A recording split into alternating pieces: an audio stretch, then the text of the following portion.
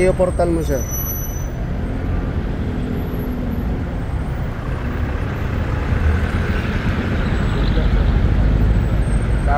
Wait lang yung pabalik na ko doon. Sir, magbigay na lang daw po ako 2. Ha? Magbigay na lang daw po ako 2 kasi naiwan doon, alangan daw po bumalik pa ako doon sa bahay. May pinapaprocess po kasi sa PIR sa Pabala po na sir, pabala kayo. bigyan ko na lang kayo daw sir ng Ano? Bigyan mo na? bigyan ko na lang daw po kayo ng pangmerienda sir. Kasi Magka- nahuli na din po ako kanina eh.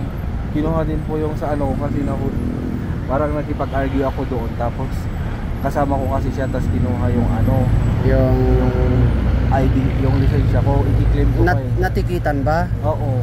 LTO po ba yung humuli? Hindi. Oo. Saan po kayo nahuli? Doon sa Leonard Road.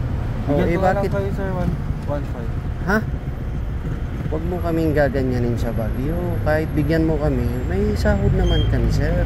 Better makikusap. Ipakita nyo na lang sa amin yung ticket. Wala namang problema dun eh. Sir, sa bahay ko kasi ako talaga yung... Hindi, nasaan yung ticket? Nandun po sa bahay kasi sir. Kasi nag-swap po kami ng sasakyan sir. Natikitan? Wala lang ka nagtikitan, nanonood ko lang. Hindi. Ticket na, inarada pa. Pwede mong ma-open yung portal mo para makita natin.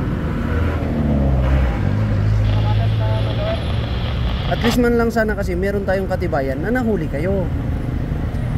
Yung picture nga ko ba, kung pwedeng iset. Pwede bang sa bahay nyo, pa-picture mo na lang, sir?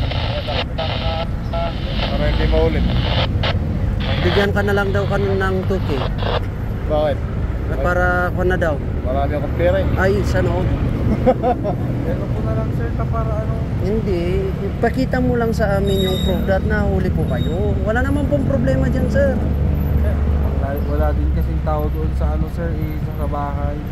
Tawagan ko po. Pero kaya mong i-open yung portal mo. Makikita naman doon kasi na-apprehended. Hindi ko po ano, alam yung sa portal sir. Ay, wala. Baka wala kang license. Meron sir. Eh, lahat tayo ngayon may portal. Pag may license ka, dapat may portal ka. Hindi pwede yung sasabihin mo sa amin na ganyan na you are apprehended without Any proof. baka lalo kaming magalit.